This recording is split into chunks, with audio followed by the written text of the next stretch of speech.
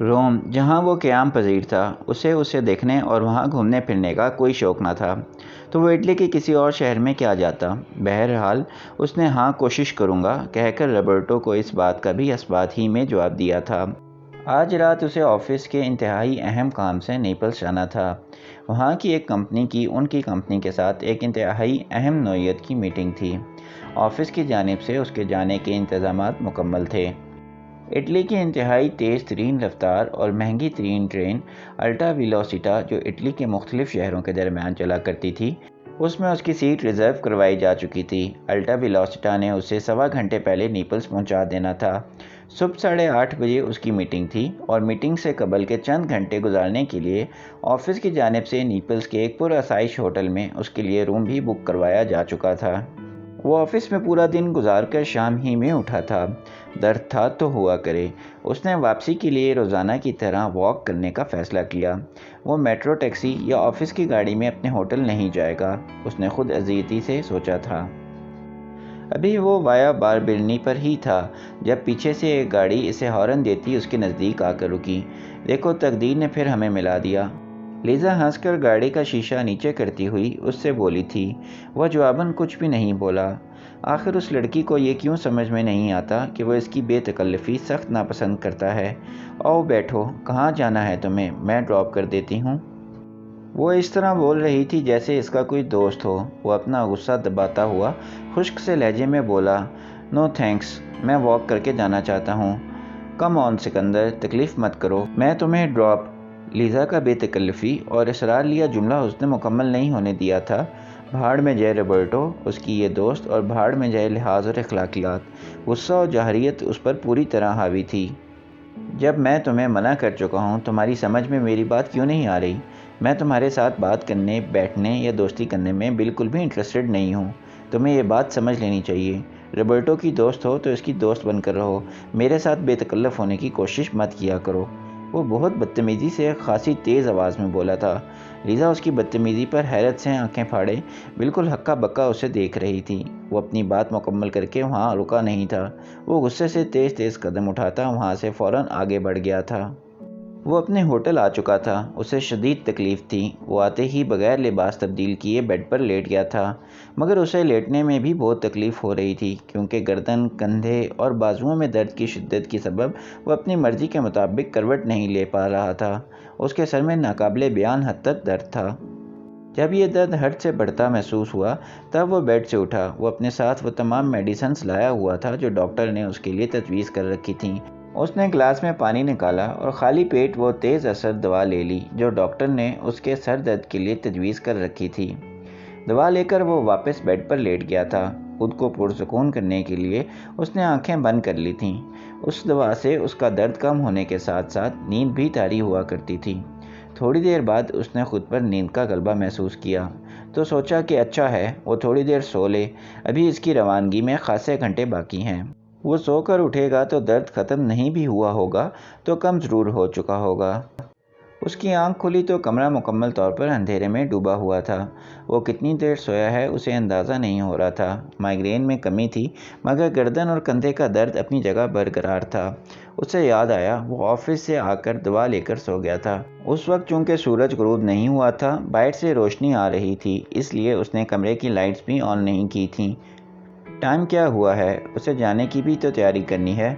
اس نے پاس رکھا موبائل اٹھا کر اس پر وقت دیکھا۔ صبح کے 4 بج رہے تھے۔ شاید وہ موبائل میں ٹائم غلط دیکھ رہا ہے۔ اس نے سائڈ ٹیبل پر رکھی گھڑی کی طرف دیکھا۔ صبح کے 4:02 اور اس کی ٹرین کو رات کو 1 بجے روانہ ہونا تھا۔ وہ گھبرا کر ایک دم ہی بیڈ پر اٹھ کر بیٹھا تھا۔ اس کی ٹرین مس ہو گئی۔ اب وہ وقت پر نیپلز کس طرح پہنچ پائے گا؟ وہ اس طرح سے کیسے سوتا رہ گیا؟ اسے دوا نہیں لینی چاہیے تھی۔ چند گھنٹوں کی تو بات تھی، برداشت کر لیتا درد۔ بہرحال جو ہو چکا تھا وہ تو ہو چکا تھا۔ اب اس کو فوری طور پر اس پریشانی کا کوئی حل ڈھونڈنا تھا۔ اسے فوری طور پر نیپلز پہنچنے کے لیے کوئی رستہ ڈھونڈنا تھا۔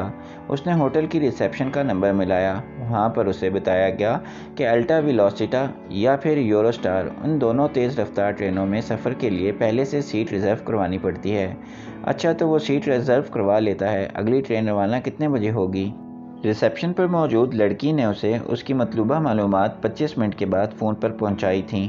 صبح 6 بجے یوروسٹار نے روانہ ہونا تھا، مگر اس میں کوئی سیٹ دستیاب نہیں تھی اور اگلی الٹا ویلوسیٹا نے روم سے نیپلز کے لیے روانہ ہی صبح 8 بجے ہونا تھا۔ وہ حقیقتاً پریشان ہو گیا تھا۔ وہ سر دونوں ہاتھوں میں پکڑ کر بیٹھا تھا۔ میٹنگ کی اہمیت، اس کی حساس نوعیت، اسے تو وہاں وقت سے پہلے موجود ہونا چاہیے تھا، جبکہ یہاں تو اس کی صحیح وقت پر ہی پہنچنے کے لالے پڑے ہوئے تھے۔ روبرٹو کے علاوہ اس کے پاس اپنے یہاں کے آفس کے کسی بھی فرد کا کانٹیکٹ نمبر نہیں تھا۔ اب وہ کیا کرے؟ کسی نہ کسی سے تو اسے مدد لینی پڑے گی۔ اٹلی اس کا ملک نہیں، اسے یہاں کی زبان بھی نہیں آتی۔ ہوٹل سے تو معمولی سی معلومات ہی اسے آدھے گھنٹے بعد پہنچائی گئی تھیں۔ کیا پتہ کبھی تمہیں آرٹ میں دلچسپی ہو جائے اور تم مجھ سے کوئی پینٹنگ بنوانا چاہو۔ روبرٹو کے علاوہ اور کون اٹالین ہے جسے وہ جانتا ہے اور جس کا کانٹیکٹ نمبر اس کے پاس موجود ہے؟ اس نے ذہن دوڑانا شروع کیا تو یکدم ہی اسے 2 روز قبل لیزا کے ساتھ لنچ کرنا اور اس کا اسے اپنا فون نمبر دینا یاد آیا۔ اس نے وہ چٹ کہاں رکھی تھی؟ پھینکی تو نہیں تھی، یہ اسے یاد تھا۔ ہاں، روبرٹو کے سامنے مروت ظاہر کرنے کو اس نے وہ چٹ جیب سے اپنا والیٹ نکال کر اس میں رکھی تھی، یہ سوچ کر کہ باہر جا کر پھینک دے گا، مگر پھر اسے وہ پھینکنا یاد نہیں رہی تھی۔ وہ ایک دم ہی تیز رفتاری سے اٹھا۔ والیٹ اس کے کوٹ کی جیب میں ہی تھا اور کوٹ صوفے پہ پڑا تھا۔ اس نے جلدی سے والیٹ میز پر پورا کا پورا خالی کر دیا۔ اس میں وہ چٹ نکل آئی تھی، وہ لیزا کا موبائل نمبر تھا۔ اس نے تیز رفتاری سے وہ نمبر ڈائل کیا تھا۔ وہ نیپلز جلدی پہنچنے کا کوئی متبادل ذریعہ اس سے پوچھ لے، اس کا تو یہ ملک ہے، وہ اسے ضرور کوئی متبادل بتا سکے گی۔ بیل جا رہی تھی، مگر یہ ٹائم کیا ہے اسے فون کرنے کا؟ کوئی مناسب ٹائم ہے؟ اس نے گھڑی کی طرف دیکھا جو 4:45 بجا رہی تھی۔ وہ لیزا کا دوست نہیں، اس کا لیزا پر ایسا کوئی حق نہیں کہ وہ اسے بے وقت فون کھڑکا سکے، جبکہ گزشتہ شام وہ اس سے کافی ٹھیک ٹھاک بدتمیزی بھی کر چکا ہے۔ اس خیال کے آنے کی دیر تھی، اس نے فوراً ہی لائن کاٹ دی تھی۔ نہیں، لیزا کو فون کرنا بالکل بھی مناسب نہیں ہے۔ ابھی اس نے لائن کاٹی ہی تھی کہ لیزا کے نمبر سے اس کے موبائل پر کال آنے لگی۔ اس نے فوراً ہی کال ریسیو کی تھی۔ ہیلو، وہ آہستگی سے بولا تھا۔ جواباً وہ اٹالین میں روانی سے کوئی جملہ بولی تھی جو ظاہر ہے اس کی سمجھ میں نہیں آیا تھا۔ وہ جواباً انگریزی میں بولا تھا، لیزا، یہ میں ہوں سکندر۔ اوہ سکندر، تم ہو؟ وہ جیسے اس انجانے نمبر سے کال کرنے والے کو اب شناخت کر پائی تھی۔ میرے پاس نامعلوم نمبر سے کال آئی تھی اور پھر فوراً ہی لائن کاٹ دی گئی، تو میں نے حیران ہو کر سوچا کون ہے اس ٹائم کال کرنے والا، کون ہے؟ یہ چیک کرنے کے لیے وہی نمبر ملایا۔ وہ اپنے اسی مخصوص خوش اخلاق انداز میں بولی تھی، آئی ایم سوری، میں نے تمہیں غلط وقت پر کال کی۔ کوئی بات نہیں، میں جاگی ہوئی تھی۔ تم بتاؤ کیسے فون کیا تھا؟ کوئی پرابلم؟ وہ کل اس سے کتنی بدتمیزی سے پیش آ چکا ہے، اس بات کا ہلکا سا بھی تاثر اس کے لہجے میں موجود نہیں تھا۔ اس کی وہی بے تکلفی اور خوش دلی کی آواز اس کی سماعتوں سے ٹکرا رہی تھی۔ مجھے صبح 8 بجے نیپلز پہنچنا ہے، ایک بہت ہی اہم میٹنگ کے لیے۔ اتفاق سے میری آنکھ لگ گئی اور میری ٹرین مس ہو گئی ہے۔ پلیز تم مجھے یہ گائیڈ کر دو کہ میں آپ کس ذریعے سے سفر کروں کہ نیپلز درست وقت پر پہنچ سکوں۔ تمہیں نیپلز جانا ہے؟ اس نے سوچنا شروع کیا۔ جہاز کا آپشن تو فضول ہے، فلائٹ کا ٹائم تو 1 گھنٹے سے بھی کم ہے، مگر یہاں سے ایئرپورٹ پہنچتے، پھر وہاں سے تمام فارسلٹیز سے گزرتے سفر کرنے کے بعد نیپلز پہنچو گے تو وہاں بھی ایئرپورٹ سے شہر کے مرکز تک پہنچنے میں تمہیں کئی گھنٹے لگ جائیں گے۔ جتنی بھی فاسٹ ٹرینز ہیں ان میں تمہیں کم از کم بھی 1 دن پہلے سیٹ ریزرو کروانی پڑے گی، کیونکہ ٹورسٹ سیزن ہے اور ان پر رش ہوگا۔ سلو ٹرین سے پہنچنے میں تمہیں 3 سے 3.5 گھنٹے لگ جائیں گے۔ وہ جیسے مختلف آپشنز پر غور کرتی جلدی بول رہی تھی۔ بائی روڈ، وہ ایک دم ہی بولی، تمہیں بائی روڈ نیپلز جانا چاہیے۔ صبح سویرے کا وقت ہے، اس وقت تمہیں زیادہ ٹریفک نہیں ملے گا اور ڈرائیور اگر مجھ جیسا ہوا تو تم 2.5 گھنٹے میں نیپلز میں ہوگے۔ وہ ہنس کر بولی۔ اب وہ جواباً کچھ بھی بول نہیں پایا تھا کہ فوراً ہی مزید بولی، تم مجھے اپنے ہوٹل کا نام بتاؤ، میں تمہارے پاس آ رہی ہوں، جتنی دیر مجھے پہنچنے میں لگے گی تم اس میں اپنی تیاری کر لو۔ وہ اس سے صرف مشورہ اور حل معلوم کرنا چاہتا تھا، اس کی مدد نہیں لینا چاہتا تھا۔ یہ بالکل بھی مناسب نہیں تھا اپنی وجہ سے کسی کو زحمت دینا، نیند سے اٹھانا اور پھر دوسرے شہر جانا۔ تم زحمت مت کرو لیزا، اسے خود نہیں پتا تھا وہ کس طرح بائی روڈ نیپلز پہنچے گا۔ ٹیکسی وغیرہ بھی اگر بندوبست کرتا ہے تو زبان کا مسئلہ راستے میں اور منزل تک پہنچنے میں درپیش آ سکتا تھا۔ لیزا اس کے ادھورے جملے کے جواب میں فوراً بولی تھی، ابھی ان فارمیلٹیز کو رہنے دو، اس وقت تمہارے لیے اہم ہے وقت پر نیپلز پہنچنا، تم جلدی سے تیاری کرو، میں فوراً پہنچ رہی ہوں۔ ہاں، اس وقت اس مسئلے کا حل ڈھونڈنا تھا۔ اس نے نیم رضامندی کے ساتھ لیزا کو اپنے ہوٹل کا نام بتا دیا تھا۔ اس کا گھر قریب تھا۔ یہ واقعی اپنے دعوے کے مطابق تیز ڈرائیونگ کرتی تھی، جو محض 15 منٹ کے اندر اس کے ہوٹل پر موجود تھی۔ وہ ہوٹل کی لابی میں اس کا انتظار کر رہا تھا۔ لیزا نے اسے کال کی تھی، میں پہنچ گئی ہوں، تم باہر آ جاؤ۔ وہ اپنا لیدر بریف کیس ہاتھ میں لیے باہر آ گیا تھا۔ اسے سخت شرمندگی کا احساس ہو رہا تھا۔ کسی سے آپ اتنی بدتمیزی کریں اور پھر محض 12 گھنٹوں کے اندر اندر اسی شخص سے مدد لیں۔ اسے لیزا کا سامنا کرنا بڑا مشکل لگ رہا تھا، مگر وہ ڈرائیونگ سیٹ پر بیٹھی مسکراتے ہوئے اس کا استقبال کر رہی تھی۔ اس نے کریم کلر کی jersey T shirt black jeans کے ساتھ پہن رکھی تھی۔ اس کے سرخی مائل براؤن بال شانوں سے کچھ نیچے آتے تھے اور اس وقت کھلے ہوئے تھے۔ اس نے آگے کے بالوں کو کانوں کے پیچھے کر رکھا تھا۔ پنک لپسٹک اس کے ہونٹوں پر سجی تھی۔ ہمیشہ کی طرح نفیس اور ڈیسنٹ نظر آ رہی تھی۔ وہ سیٹ بیلٹ باندھے ہوئے بیٹھی تھی۔ چاؤ سکندر، چاؤ۔ وہ اس کی برابر والی سیٹ پر بیٹھ گیا تھا۔ اس نے بھی سیٹ بیلٹ باندھ لی تھی۔ 5:35 5:40 پر سورج طلوع ہوا کرتا تھا، گویا ابھی سورج بھی طلوع نہ ہوا تھا جب 5:15 بجے انہوں نے اپنا سفر شروع کیا تھا۔ آئی ایم سوری لیزا، تمہیں میری وجہ سے اس قدر زحمت اٹھانا پڑ رہی ہے۔ جو وقت لوگوں کے سونے اور آرام کرنے کا ہوتا ہے، اس وقت اپنے آرام دہ بستر سے نکل کر وہ اسے ایک دوسرے شہر پہنچانے جا رہی تھی۔ وہ سخت شرمندگی محسوس کر رہا تھا۔ اس کے ساتھ اس نے ایسا کون سا دوستانہ رویہ رکھا تھا جو بدلے میں اپنے لیے کسی احسان کی توقع رکھتا تھا۔ اتنے پرتکلف بھاری بھرکم جملے مت بولو، تم روبرٹو کے کولیگ ہو اور روبرٹو تو میرے بچپن کا دوست ہے۔ وہ اگر روما میں موجود نہیں ہے تو اس کی غیر موجودگی میں مجھے تمہاری مدد کرنی چاہیے۔ وہ اس کی طرف دیکھ کر مسکرا کر بولی، تم اس وقت جاگی ہوئی کیسی تھیں؟ اسے یاد آیا، وہ فون پر یہی کہہ رہی تھی کہ وہ جاگی ہوئی تھی۔ لیزا اس کے سوال پر ہنسی۔ میں اپنے اسٹوڈیو میں تھی، پینٹنگ کر رہی تھی۔ تمہارا شاید کبھی واسطہ نہیں پڑا، ہم آرٹسٹ لوگ ایسے ہی ہوتے ہیں، کام کی دھن سوار ہو جائے تو دن اور رات کے احساس سے بے نیاز ہو جاتے ہیں۔ اس کی نگاہیں اسٹیئرنگ پر جمے لیزا کے ہاتھوں پر پڑی۔ اس کی انگلیاں لمبی مخروطی تھیں۔ بلا شبہ یہ ہاتھ ایک آرٹسٹ ہی کے ہاتھ ہیں۔ ٹرین مس ہونے کی فکر اور نیپلز وقت پر پہنچنے کی پریشانی میں اسے اپنا درد بھول گیا تھا۔ اب پرسکون ہو کر گاڑی میں بیٹھا تھا تو درد کا احساس جاگا تھا۔ وہ لوگ ہائی وے کی طرف رواں تھے۔ لیزا کا دعویٰ تھا کہ وہ اسے 7:30 اور 7:45 کے بیچ نیپلز میں پہنچا دے گی۔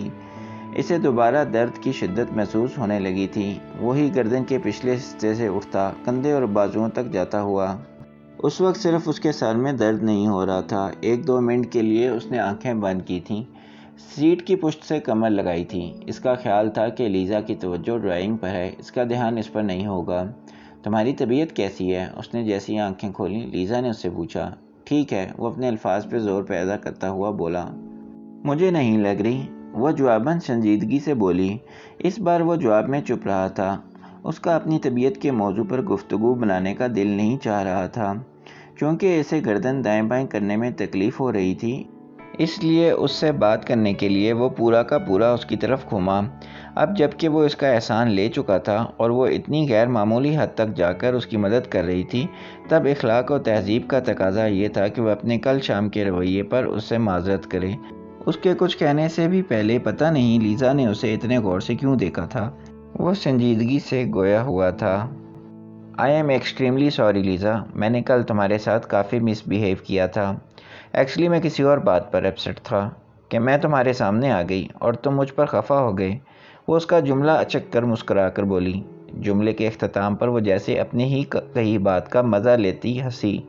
اسے اتنی ملاقاتوں کے بعد اب اندازہ ہو چکا تھا کہ بات بے بات مسکرانا اور بے تحاشا بولنا اس لڑکی کی عادت تھی۔ بے فکر رہو، میں نے تمہاری بات کا برا نہیں مانا۔ مجھے پہلے ہی اندازہ ہو گیا تھا کہ تم کسی اور بات پر اپسیٹ ہو۔ ویسے تم کس بات پر اپسیٹ تھے؟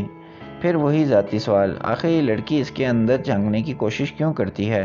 شاید نہیں، یقیناً اس کے چہرے پر ایسے تاثرات آئے تھے کہ وہ اس سوال کو ناپسند کر رہا ہے۔ تبھی وہ جلدی سے معذرت کرنے والے انداز میں بولی، نہیں بتانا چاہتے مت بتاؤ، مگر دوبارہ مجھ پر اپسیٹ مت ہونا۔ جملے کے آخر میں وہ مسکرائی تھی۔ تکلیف کے باوجود اس بار وہ بھی مسکرایا تھا۔ تمہاری گردن میں تکلیف ہے؟ اسے اب لیزا کا چند منٹ قبل اپنی جانب بغور دیکھنا سمجھ میں آیا تھا۔ وہ جس طرح پورا کا پورا اس کی طرف گھوما تھا بات کرنے کے لیے، اسے لیزا نے محسوس کیا تھا۔ ہاں، شاید سوتے میں جھٹکا آ گیا۔ وہ لہجے کو قصداً بہت لاپرواہ بنا کر بولا۔ لیزا نے ہاتھ بڑھا کر اس کی سیٹ بیک کو پیچھے کی طرف کر دیا۔ تم آرام سے ٹیک لگا کر بیٹھ جاؤ، چاہو تو پیچھے سیٹ پر لیٹ جاؤ۔ وہ اس آفر پر اب کی بار ہنس پڑا۔ تم کیوں ہنسے؟ میں نے کیا کوئی لطیفہ سنایا ہے؟ لیزا نے اسے گھورا۔ کچھ نہیں، ایسے ہی، وہ ہنسی روک کر بولا۔ تم کیا پینٹ کرتی ہو؟ اس نے پہلی بار اس سے کوئی سوال کیا تھا، اس کے بارے میں کچھ پوچھا تھا۔ زیادہ تر لینڈسکیپ، اسٹل لائف اور پورٹریٹس۔ کبھی کچھ اور موڈ بن جائے تو وہ بھی پینٹ کر لیتی ہوں، ورنہ میرے خاص موضوعات یہی ہیں۔ وہ مسکرا کر بولی، پھر اس کی طرف دیکھ کر پوچھنے لگی، تم ڈوبا میں رہتے ہو؟ ہاں، تمہاری فیملی بھی وہیں رہتی ہے؟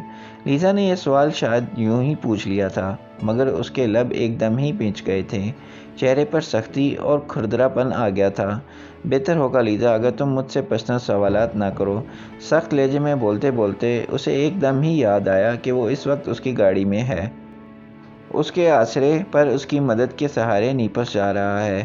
تب فوراً ہی اپنی ٹون نارمل کر کے اپنے سخت جملے کا اثر زائل کرنے کے لیے بولا، میں اکیلا ہوں، میری فیملی نہیں ہے۔ لیزا نے اس کی طرف دیکھا۔ اس نے اس کی فیملی نہ ہونے والے جملے کو نوٹس میں نہیں لیا تھا۔ اس نے اگر نوٹس لیا تھا اس کے پل بھر میں بدلتے لب و لہجے کا۔ ایک اٹالین لڑکی کے لیے فیملی کی کیا اہمیت ہو سکتی ہے جو وہ اس جملے میں موجود کرب محسوس کر پاتی ہو تو اچھے خاصے بدتمیز، پر سچ کہوں یہ بدتمیزی تمہیں سوٹ کرتی ہے۔ وہ جملہ مکمل کرنے کے بعد مسکرائی تھی۔ وہ جس رفتار سے ڈرائیونگ کر رہی تھی، اسے یقین تھا وہ اسے مقررہ وقت سے پہلے نیپلز پہنچا دے گی۔ ایک دو بار تو اس نے اتنے خطرناک انداز میں موڑ کاٹا تھا کہ اسے لگا تھا کہ اب ایکسیڈنٹ ہوا کہ تب۔ تم مجھے ٹائم پر پہنچانے کے لیے اس سپیڈ سے ڈرائیو کر رہی ہو؟ نہیں، یہ میری عادت ہے۔ انفیکٹ یہ تمام اٹالینز کی عادت ہوتی ہے۔ فاسٹ ڈرائیونگ ہم اٹالینز کی پہچان ہے۔ جو بات قابل فخر ہرگز نہ تھی، وہ اسے بھی فخریہ انداز میں بیان کر رہی تھی۔ وہ اس کے فخریہ انداز میں گردن اونچی کر کے بولنے پر مسکرایا تھا۔ چند منٹ خاموشی سے ڈرائیونگ کرتے رہنے کے بعد لیزا نے اس کی طرف دیکھا۔ وہ سیدھا بیٹھا ونڈ اسکرین سے اس پار ہائی وے کو دیکھ رہا تھا۔ لیزا کی نگاہیں محسوس کر کے وہ پھر گردن اس کی طرف نہ گھما سکنے کے باعث سیٹ پر بیٹھے بیٹھے پورا اس کی طرف گھوما۔ تمہیں بہت تکلیف ہو رہی ہے نا؟ تم نے کوئی میڈیسن لی؟ اس نے نرم لہجے میں پوچھا۔ میڈیسن لے لی تھی، تکلیف زیادہ نہیں ہے۔ لو اب میں ڈرائیو کروں، اس نے لیزا سے کہا۔ اتنی صبح سویرے وہ اسے دوسرے شہر پہنچانے جا رہی تھی۔ اسے مسلسل شرمندگی کا احساس تھا۔ تم آرام سے بیٹھو اور میری ڈرائیونگ سے لطف اندوز ہو، وہ مسکرا کر شرارت بھرے انداز میں بولی۔ تمہاری اس ڈرائیونگ کے دوران صرف اللہ یاد آ سکتا ہے اور آ رہا ہے، وہ اسی کی ٹون میں جواباً بولا۔ لیزا کھلکھلا کر ہنسی تھی۔ میری یہ ڈرائیونگ ہی تمہیں ٹھیک وقت پر تمہاری منزل پر پہنچائے گی۔ اسے بات بے بات کس قدر ہنسنے کی عادت تھی۔ تم نے میرے روما میں اب تک کہاں کہاں گھوما ہے؟ کتنی جگہوں کی سیر کر لی؟ چند منٹوں کی خاموشی کے بعد لیزا نے اس سے پوچھا۔ اس کے میرے روما کہنے میں اپنے شہر کے لیے بے پناہ محبتیں چھپی ہوئی تھیں۔ کسی بھی جگہ نہیں، میں نے صرف وایا باربنی اور وایا وینیٹو کے آس پاس کی جگہیں آتے جاتے دیکھی ہیں، وہ صاف گوئی سے بولا۔ کیا تم انٹرنل سٹی میں ہو، دنیا بھر کے ٹورسٹ کی فیورٹ جگہ پر آئے ہوئے ہو، اور وہاں پر کچھ بھی نہیں دیکھا؟ وہ حیرت کی زیادتی سے چلائی تھی۔ لیزا کے لفظ اور اس کا انداز بتا رہا تھا کہ وہ اپنے شہر سے محبت کرتی ہے اور اس پر فخر میں مبتلا ہے۔ ہاں، میرے پاس ٹائم نہیں تھا اور میرا دل بھی نہیں چاہا تھا، وہ جواباً سنجیدگی سے بولا تھا۔ لیزا نے افسوس سے سر ہلایا تھا۔ لیزا نے اپنے وعدے کے مطابق 7:45 بجے اسے نیپلز پہنچا دیا تھا۔ Welcome to Naples, the birth place of pizza, Lisa نے مسکرا کر قدرے فخریہ انداز میں اس کی طرف دیکھ کر کہا۔ وہ جواباً فوراً بولا، اینڈ آرگنائزڈ کرائم۔ لیزا نے اسے گھور کر دیکھا تھا۔ وہ اپنے روما ہی سے نہیں، وہ اپنے پورے اٹلی سے محبت کرتی تھی، تبھی اس کے خلاف کچھ سننا اسے پسند نہیں تھا۔ کیوں، میں نے غلط تو نہیں کہا؟ پیزا کی پیدائش نیپلز میں ہوئی تھی تو دنیا بھر میں منظم جرائم کا آغاز بھی تو یہیں سے ہوا تھا۔ کیا یہاں کا مافیا کامورا دنیا کا خطرناک ترین مافیا نہیں ہے؟ وہ اپنی منزل پہ پہنچ چکا تھا، اب پرسکون تھا، اسی لیے لیزا کو چڑھانے میں لطف میں آیا تھا۔ ہاں ہے، مگر عام لوگوں کے ساتھ یہاں ایسا کچھ نہیں ہوتا۔ نیپلز کی ریپوٹیشن بری زیادہ ہے۔ وہ فوراً نیپلز کے دفاع میں بولی تھی۔ 8 بجے وہ اسے اس سڑک پر لے آئی تھی جہاں اس کی کمپنی کا ہیڈ آفس واقع تھا، جن کے ساتھ اس کی میٹنگ تھی۔ جس علاقے میں وہ تھے وہاں جدید عمارتیں تھیں۔ وہ سامنے نظر آتی بلڈنگز کو دیکھ رہا تھا جب لیزا اس سے بولی، نیپلز کے 2 رخ ہیں، ایک تاریخی اور ایک ماڈرن۔ اس ماڈرن علاقے سے ذرا نکلو تو تمہیں تاریخی عمارتیں، گرجا گھر اور فوارے جا بجا نظر آئیں گے۔ اس نے سر اثبات میں ہلایا تھا۔ وہ اپنی ول پاور کو استعمال کر کے تکلیف اور درد کی کسی بھی احساس کو خود پر حاوی نہیں ہونے دے رہا تھا۔ آدھے گھنٹے بعد اس کی میٹنگ تھی اور اس کے لیے اسے بہت الرٹ اور ایکٹیو رہنا تھا، اپنے ذہن کو مکمل طور پر حاضر رکھنا تھا۔ اب کیونکہ اس کی منزل نزدیک آ چکی تھی، گویا لیزا کا شکریہ ادا کرنے کا وقت آ چکا تھا۔ اس نے دل میں ارادہ کیا تھا کہ وہ اٹلی سے واپس جانے سے قبل لیزا کو کوئی بہت اچھا اور قیمتی تحفہ دے کر جائے گا، اس کے احسان کا بدلہ چکانے کے لیے۔ نہیں، یہ تو بہت چھوٹی سوچ ہوتی، مگر اسے یہ ضرور بتانے کے لیے کہ وہ اس کے خلوص اور دوستانہ رویے کی دل سے قدر کرتا ہے۔ تمہارا بہت شکریہ لیزا، تم آج حقیقت میں میرے لیے رحمت کا فرشتہ بنی ہو۔ تمہاری وجہ سے میں نیپلز ٹھیک وقت پر پہنچ پایا ہوں۔ اس نے تشکر کے احساس سے لبریز الوداعی جملے بولنے شروع کیے ہی تھے کہ لیزا گاڑی کو ایک بار کے پاس لا کر روکتے ہوئے بولی، ابھی کہاں سے شکریہ آ گیا؟ جب ہم روما واپس پہنچ جائیں گے تب میرا شکریہ ادا کرنا۔ تم یہاں رکو گی؟ مگر کیوں؟ دیکھو، میری دونوں طرف کی ٹرین کی سیٹس ریزرو تھیں۔ میں شام میں اپنے طے ہوئے پروگرام کے مطابق الٹا ویلوسٹا سے روما آ جاؤں گا۔ اگلی قسط جلد اپلوڈ کی جائے گی۔ آپ میرے چینل کو سبسکرائب کر لیں اور بیل آئیکن کو دبا دیں تاکہ آپ کو میری آنے والی ویڈیو کے نوٹیفیکیشن ملتے رہیں۔